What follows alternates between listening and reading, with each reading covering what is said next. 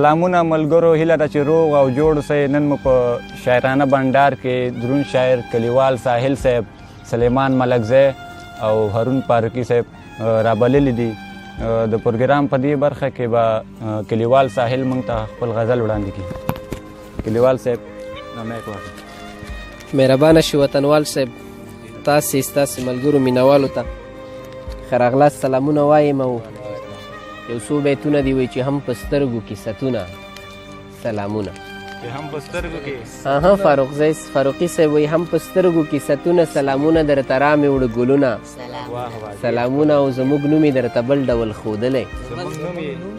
زموږ نوم یې درته بل ډول ښودلی، زموږ شاړې زموږ غرونه سلامونه. زموږ نوم یې درته بل ډول ښودلی، زموږ شاړې زموږ غرونه سلامونه. او یاد په میخانه کې زمزمه کړم یا 5 وخته لمونځونه.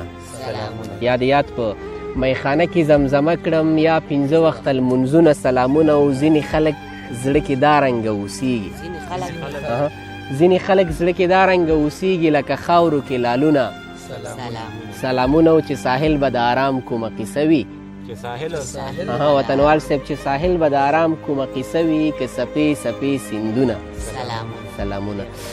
او غزل مې تر مخې دی وایي یو غریبي جانانه، یو غریبي جانانه بل عاشقي جانانه مړه د کوم یو شمه دواړه مې خوري جانانه. یو غریبي جانانه بل عاشقي جانانه مړه د کوم یو شمه دواړه مې خوري جانانه. ورسره ځم جانانه، ورسره ځم جانانه، راسره ځي جانانه ما به ټپه کړی وی خو ملنګي جانانه.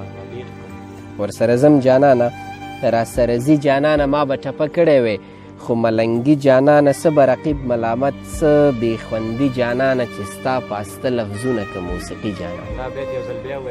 مننه وایي څه به رقیب ملامت څه بې خوندي جانانه چې ستا پاسته لفظونه که موسیقي جانانه. و اغزي جانانه، اغزي جانانه بیخي جانانه بې له تا نه تېرېږي ژوند زندګي اغزي جانانه بیخي جانانه بې له تا نه تېرېږي ژوند زندګي جانانه. او درنه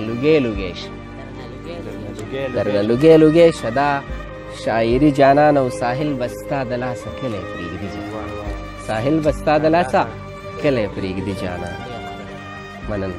ډېره مننه کلیوال ساحل صاحب. یو څو بیتونه تا ته ډالۍ کوم. ارشاد. وایي ولې دې له ځان سره عادت کړم، ولې دې له ځان سره عادت کړم، اوس چې رانه تللې یادېږي مې او ته به مې د حال پوښتنه ونه کړې، ته به مې د حال پوښتنه ونه کړې ما ته خو ځانګړې یادېږي مې.